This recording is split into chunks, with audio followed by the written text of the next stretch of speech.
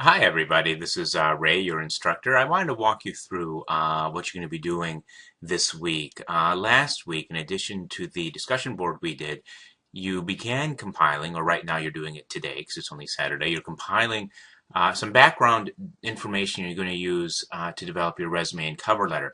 The exercises I posted in last week's forum really walk you through the process of two things: analyzing your audience and analyzing yourself. Um, Basically gathering the sort of data you need to make the sort of sales pitch we've been talking about in this last week's discussion. So this is what you are doing or have done to gather stuff for your resume. Then I'll point you towards getting started on that this coming week. Step one here is a self-assessment, which asks you, as it opens very slowly, there we go. That is not the blue bar of death, I hope. There we go. Okay. Here we go. A self-assessment. The goal of this is to start thinking about what you have to offer and also what your interests are. Both of these play a role because what you're selling to your audience is basically you. And when you're telling somebody, listen, I want to come work for you, you're selling the skills that you've got. And for entry-level jobs, you might not have all the skills that exactly suit the position that they've advertised. So it's thinking about the other sorts of skills, the core skills, communication skills, writing skills, interpersonal skills that you might also have to offer. And then also goals, because companies like to see, depending on the kind of job, but companies usually like to see your professional goals aligning with what they do and really what they're going to be looking for from the position to which you're applying. So walk through these if you haven't already. You can do it in a Word file. You can print this up, write it here. It's really basically a brainstorming session to try to gather the information that you're going to need to make your case. This form, print this up. You can see it's a PDF file. And I kind of did that so you could download it, print it, and keep a copy for yourself for future use, because the documents you're preparing now are documents you're going to have on hand. And as you've read, and as I'm going to emphasize as we go through this exercise today, your resume, your cover letter really do need to change to suit the position you're applying for. So every time you apply for a different job, you may find yourself gathering some of this information again or referring back to these. So basically, for the job ad, go through it and list out the qualifications it's looking for and then any specific keywords in there. If there are core skill sets like good communication skills that are listed there, but also the specific technical skill sets that they're looking for. And here you start outlining your skills and your qualifications for that job. And one thing we're going to look at as you develop the resume is then trying to connect these two things up. Especially important are keywords here. A lot of times when you send a resume into a company, as I talk, I'll click on this, so it is loading. Oh my goodness, did I skip those steps? Are in order. Okay, well, anyhow, it does not matter. They can go in slightly out of order. At any rate, a lot of times when you send a resume to a company, it gets scanned into a database.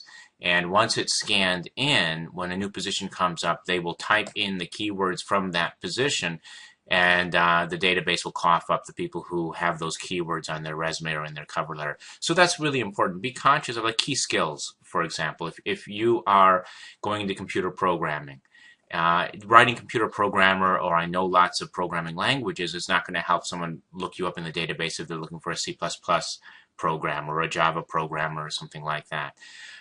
Okay, actually this is in order. These follow the order as it is here, not in the titles, please. Taking aim then as you begin to pull out your accomplishments and draw some of the things you're going to use to make your sales pitch. Now, here's what I want you to think about here. You have two options for this assignment. You can choose an entry-level job in your chosen field. If you do that, you can pretend you've graduated with minimum requirements for it. I don't want you making up a resume with lots of experience, but if you have an idea where you're going to be at after completing your studies, you can pretend you've completed your studies for that. Or you can focus on a pay-the-bill jobs, pay the bills right now job that you're interested in. And again, for each of these, the skills you're going to be drawing from are different. So again, this is a great exercise here. It's a form of brainstorming. One thing that might help you get at how to present yourself is to separate yourself from the application for a few minutes and think about who would the ideal person for this job be. Now, you can't necessarily make yourself the ideal person without committing fraud, but what you can do is make yourself as close to that person as possible. And a really important thing, and this is mainly a cover letter thing, if there are gaps in your background that you are concerned about, then you might want to step back and think, okay, how do I make the case in my cover letter that they should hire me even though I don't have this experience they've asked for? Years of experience are oftentimes an issue there, or minimum educational requirements. Most of the time, if there's a minimal requirement asked, that will actually pluck your resume out in the initial screening if you don't meet that. So if they want a bachelor's and an associate's, the HR people scanning those resumes will pull you out if you don't have that. But you can still make a case sometimes based on work experience, life experience, and that'll come into the format of the resume. It'll highlight your experience over your education, and also in the cover letter where you can actually talk to the person and make that pitch. And here's another gathering evidence exercise. You notice a difference here is not that we're not talking specifically about the ad, but we're looking at the company itself. And this is where the kind of research you did 2 weeks ago comes in really handy. It is extremely helpful in a cover letter to make some specific reference to the company to which you're applying. It shows you've done some legwork, and oftentimes you'll find things about that company that do excite you, or there's something about your background, your skills that will make you a great fit for that company. So here, or profession. If there are things in your personality that make you an especially good nurse, for example, if you've got the temperament that you think will make the connection there, or you've got the drive to be a great financial manager, you can list down the things that you think that profession, that company might be looking for, and try to make another list of your fit, how what you bring to the table offers those. Now this week what you're going to be doing is, and I've not opened it yet, I can see it because I'm the teacher, what you'll be doing is actually pulling out your background and developing your resume and cover letter, writing those out. Those are going to be due for an initial upload on Thursday, and then between Thursday and Sunday you have to duck in and evaluate each other's resumes and cover letters. And then I'm also asking you to write a debrief post to another discussion board, which is basically going to talk about how this process worked for you. So even though you're not going to share the specifics back to me, you're going to be reflecting on these.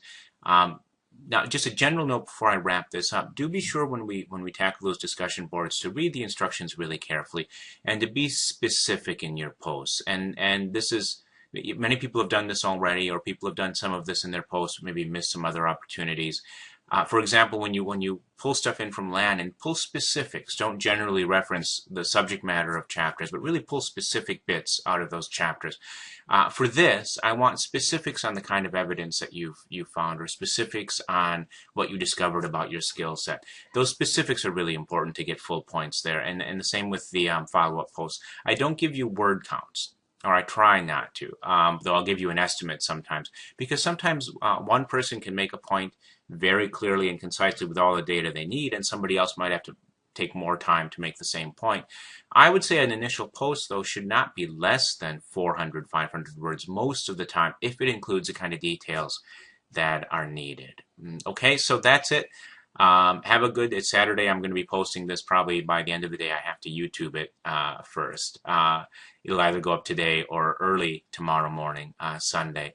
But if I get it up today, enjoy the rest of your Saturday. If I don't, enjoy Sunday. And I am around.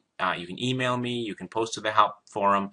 You can call me. Stop by my office. It doesn't hurt to call Sue DeFord to find out when I'm around on a given day. She can check my calendar. There's some days I'm in there a lot. There's some days I have a lot of meetings because I'm finishing up a term as English Division Chair this semester. So, but I am around there often enough that if you want to come in and see me, check with Sue or check with me. Call my office directly. If I'm around, of course, I'll pick up the phone. I won't hide under the desk and wait for Sue to pick it up. Give me a call and we can set something up. So if you feel stuck at all, confused by the course site, anything, do reach out. That is a #1 source of failure in these classes, online classes. Oftentimes people start getting confused and they don't come for help early on, and by the time they do, they're lost and they've missed their chance. So, okay, I'm going to stop this so that YouTube will actually let me upload it. So enjoy the rest of your weekend.